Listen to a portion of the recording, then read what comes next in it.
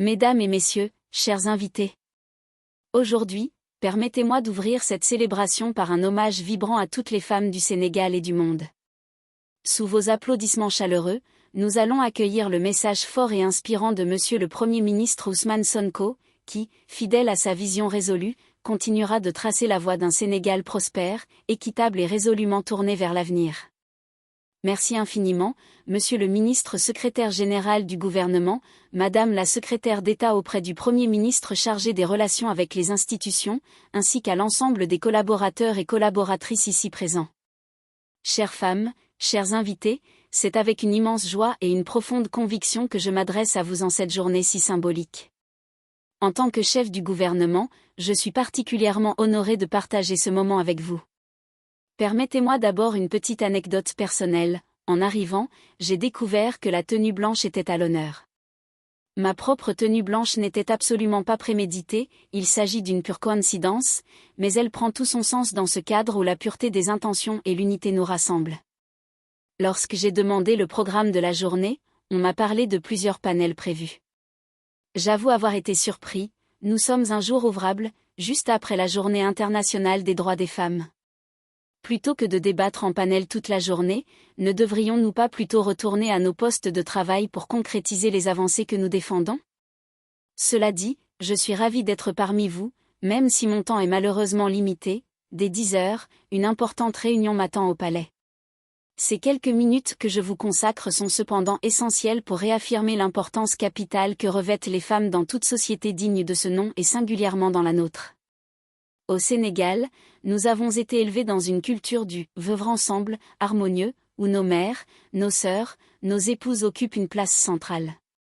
Cette tradition de respect mutuel, de complémentarité et de solidarité, nous avons le devoir sacré de la préserver et de la renforcer. Notre vision de la place de la femme n'est pas un slogan creux, elle s'incarne dans nos discours, nos écrits publiés, nos engagements politiques et surtout dans les actes concrets que nous posons chaque jour. Nous ne nous contentons pas de proclamer une égalité formelle. Notre ambition va plus loin, il s'agit d'assurer que chaque femme reçoive ce qu'elle mérite pleinement, exactement comme chaque homme doit recevoir ce que son mérite commande.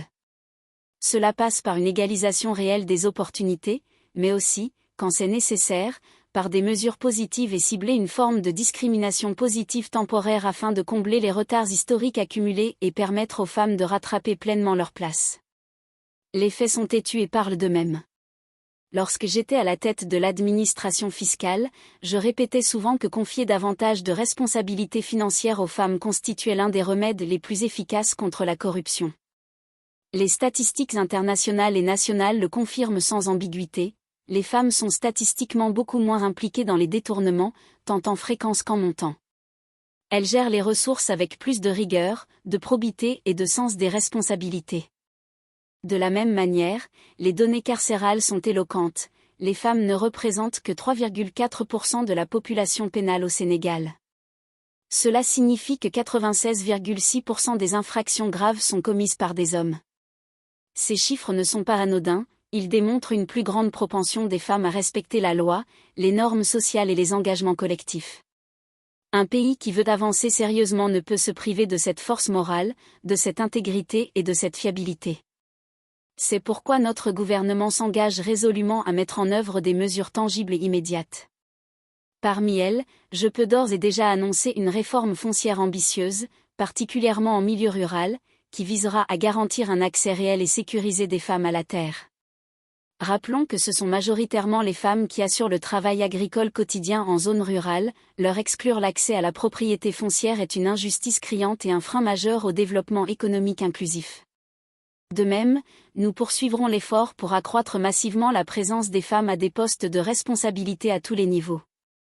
Lors du dernier Conseil des ministres, j'ai fait le tour de la table, nous comptons actuellement 4 ou 5 femmes ministres selon les cas. Et je le dis sans détour, si l'on me demandait en qui j'ai le plus confiance dans cette salle, je désignerais spontanément ces femmes. Pourquoi? Parce que l'expérience m'a appris qu'elles sont d'une loyauté inébranlable, d'une fidélité sans faille et qu'elles ne trahissent jamais les engagements pris. Cette fiabilité est une ressource inestimable pour la bonne gouvernance.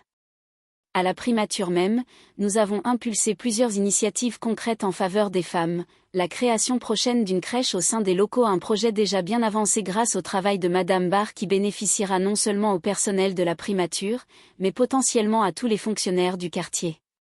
Une mère qui sait son enfant à proximité travaille dans la sérénité, peut s'absenter brièvement si nécessaire et reste infiniment plus productive. À cela s'ajoute l'infirmerie en cours d'aménagement et la salle de sport que je vous encourage vivement à fréquenter. Un corps sain dans un esprit sain, c'est la base d'une performance durable. Je suis toujours ravie quand, tard le soir, Madame Yacine m'indique qu'elle est encore en train de s'entraîner dans cette salle.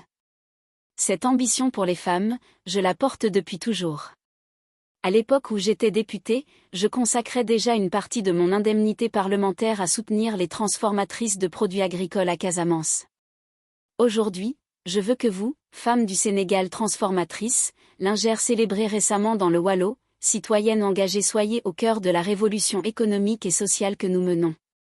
Pas comme des figurantes ou des faire-valoir, mais comme des actrices principales, reconnues et valorisées à leur juste mesure. Permettez-moi enfin de vous adresser mes plus sincères félicitations. L'époque où l'on réduisait la présence des femmes dans la fonction publique à une question d'apparence est révolue. Aujourd'hui, certaines des performances les plus remarquables se trouvent parmi vous, et les résultats sont visibles au quotidien. Mention spéciale à mes assistantes, Madame Top et surtout Madame Sarré, avec qui je collabore depuis près de 22 ans depuis l'époque des impôts. Une femme d'un dévouement, d'une compétence et d'une loyauté exceptionnelle. À travers elle, c'est à vous toutes que je rends hommage. Je vous souhaite une excellente journée internationale des droits des femmes. Que cette date ne soit pas seulement une célébration, mais un puissant levier d'ouverture vers plus de progrès, de reconnaissance et d'élévation pour toutes les Sénégalaises dans les foyers comme sur le lieu de travail et pour les femmes du monde entier. Je vous remercie du fond du cœur.